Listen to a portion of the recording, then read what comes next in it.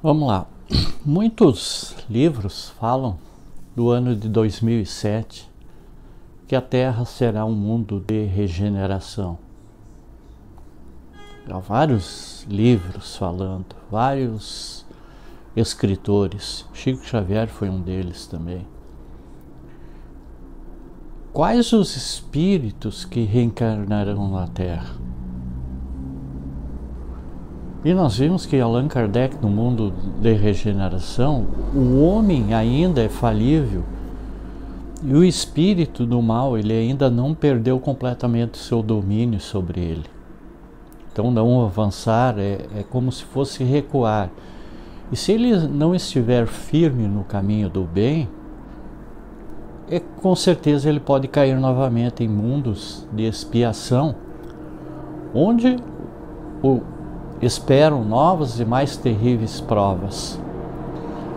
Segundo Emmanuel, a Terra ela será um mundo regenerado por volta de 2057, conforme for a informação prestada através do médium Chico Xavier, publicada no livro Plantão de Respostas, no volume 2.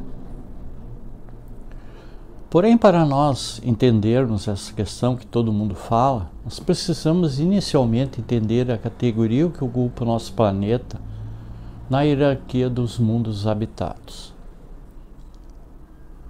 Como se sabe, os mundos eles são acessíveis aos espíritos de acordo com seu grau de evolução.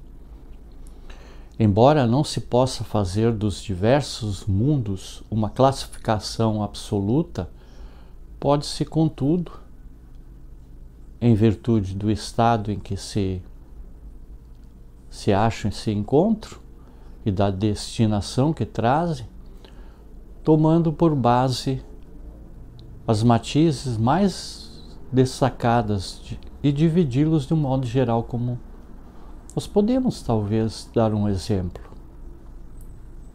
O mundo primitivo é destinado às primeiras encarnações da alma humana.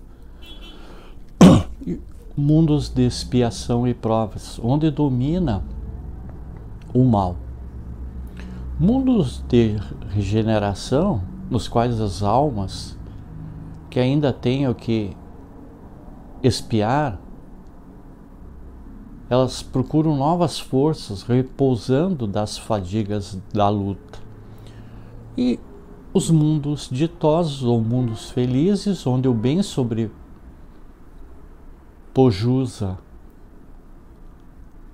o mal. E mundos celestes ou divinos, habitações de espíritos já depurados, espíritos de luz, onde exclusivamente reina o bem.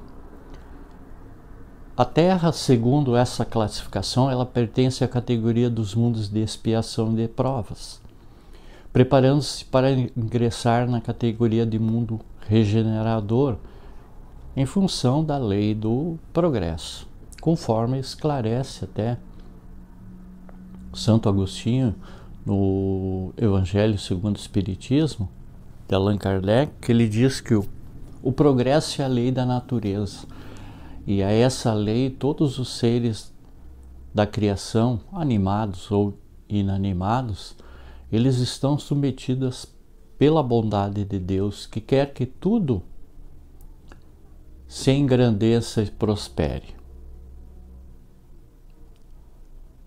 Ao mesmo tempo em que todos os seres vivos eles progridem moralmente,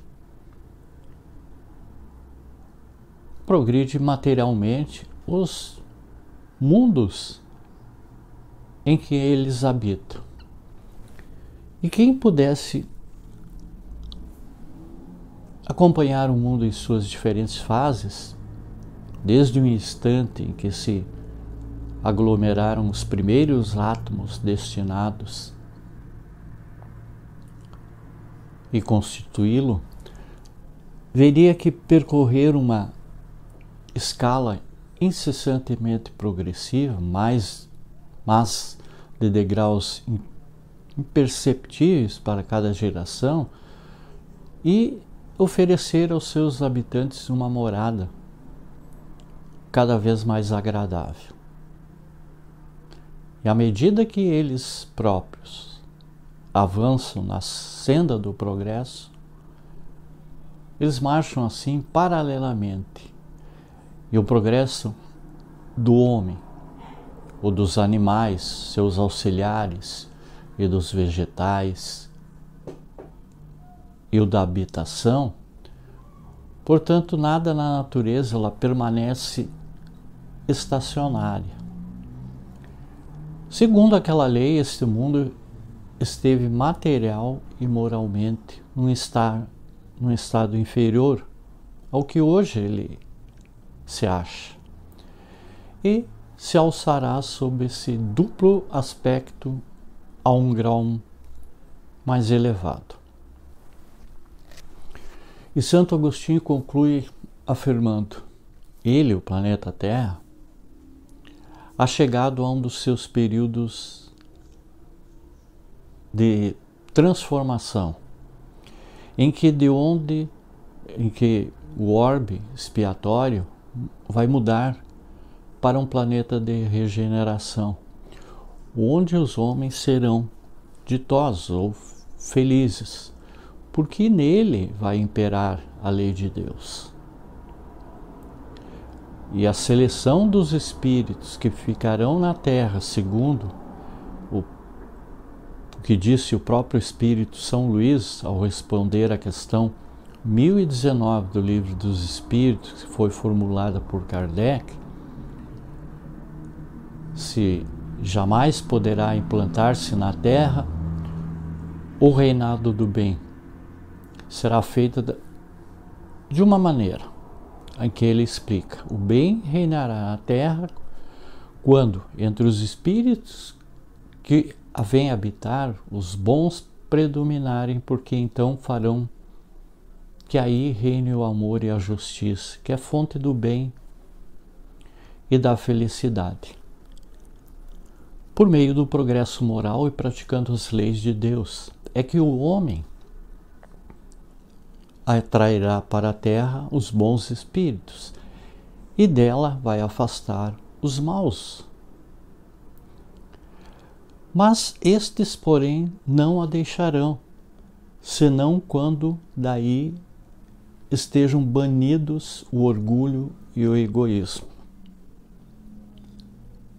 Olha que informação importante. Predita foi a transformação da humanidade, e vos avinhais do momento em que se dará, momento cuja chegada apressam todos os homens que auxiliam o progresso. E essa transformação se verificará por meio da encarnação de espíritos melhores que constituirão na Terra uma geração nova. Então os espíritos dos maus, que a morte vai ceifando dia a dia, e todos os que tentem deter a marcha das coisas, serão daí excluídos, pois que viram a estar deslocado entre os homens de bem, cuja felicidade perturbariam. Eles irão para mundos novos, menos adiantados, desempenhar missões penosas, trabalhando pelo seu próprio adiantamento. Ao mesmo tempo, trabalharão pelo de seus irmãos ainda mais atrasados. Neste banimento de espíritos da terra transformada, não percebeis a sublime alegoria do paraíso perdido, e na vinda do homem para a terra em semelhantes condições, trazendo em si o germe de suas paixões e os vestígios da sua inferioridade primitiva. Não descobris a não menos sublime alegoria do pecado.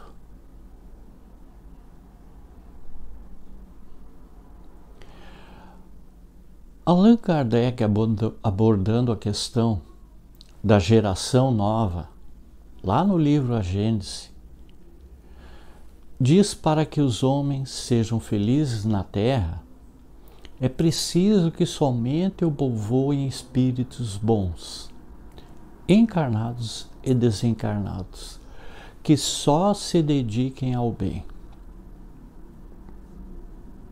E havendo chegado o tempo, grande emigração se verifica nesse momento entre os que a habitam. A dos que praticam o mal pelo mal, ainda não tocados pelo sentimento do bem, os quais, já não sendo dignos do planeta Terra transformado, serão excluídos, visto que, se assim não fosse, lhe ocasionariam de novo perturbação e confusão e constituiriam um obstáculo ao seu progresso. Então, irão espiar o endurecimento dos seus corações, uns em mundos inferiores e outros em raças terrestres ainda atrasadas, equivalentes a mundos inferiores, aos quais levarão os conhecimentos que hajam adquirido, tendo por missão fazê-lo avançar. Serão substituídos por espíritos melhores, que farão reinar em seu seio a justiça, a paz e a fraternidade. Os espíritos nos dizem que a Terra não deverá transformar-se por meio de um cataclisma que aniquile de súbito uma geração. A atual, ela vai desaparecer gradualmente e a nova vai se suceder do mesmo modo, bem gradual, sem que haja mudança alguma na ordem natural das coisas. Tudo, pois, se processará exteriormente, como de costume, mas com uma única e capital diferença. Uma parte dos espíritos que encarnavam na Terra ainda não mais tornarão a encarnar. E em cada criança que nascer, em vez de um espírito atrasado e inclinado ao mal, que antes, pela encarnação, viria um espírito mais adiantado e propenso ao bem.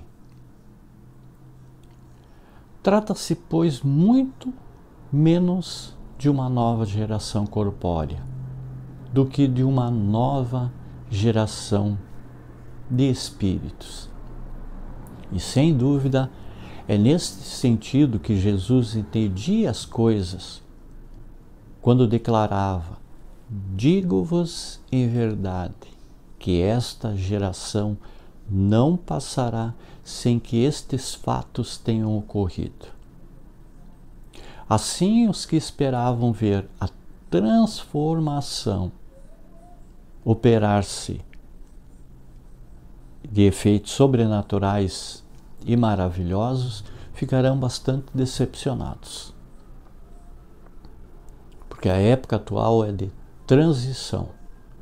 Os elementos das duas gerações se confundem e, colocados no ponto intermediário, nós assistimos a partida de uma e a chegada de outra, já se assinalando cada uma no mundo pelas características que lhes são peculiares. E as duas gerações que se sucedem têm ideais e pontos de vista opostos, pela natureza das disposições morais e, sobretudo, das disposições intuitivas e inatas. Torna-se fácil distinguir a qual das duas pertence cada indivíduo. cabendo-lhe fundar a era do progresso moral, a nova geração se distingue por inteligência e razão geralmente precoces, aliadas ao sentimento inato do bem e a crenças espiritualistas, o que constitui sinal indubitável de certo grau de adiantamento anterior. Não se comporá de espíritos eminentemente superiores, mas dos que já tendo progredido se acham predispostos a assimilar todas as ideias progressistas e estejam aptos a secundar o movimento de regeneração. E ao contrário, o que distingue os espíritos atrasados é, em primeiro lugar, a revolta contra Deus, por se recusarem a reconhecer um poder superior aos poderes humanos, a propensão instintiva para as paixões degradantes, para os sentimentos antifraternos, de egoísmo, de orgulho, de inveja, de ciúmes, enfim, o apego a tudo o que é material.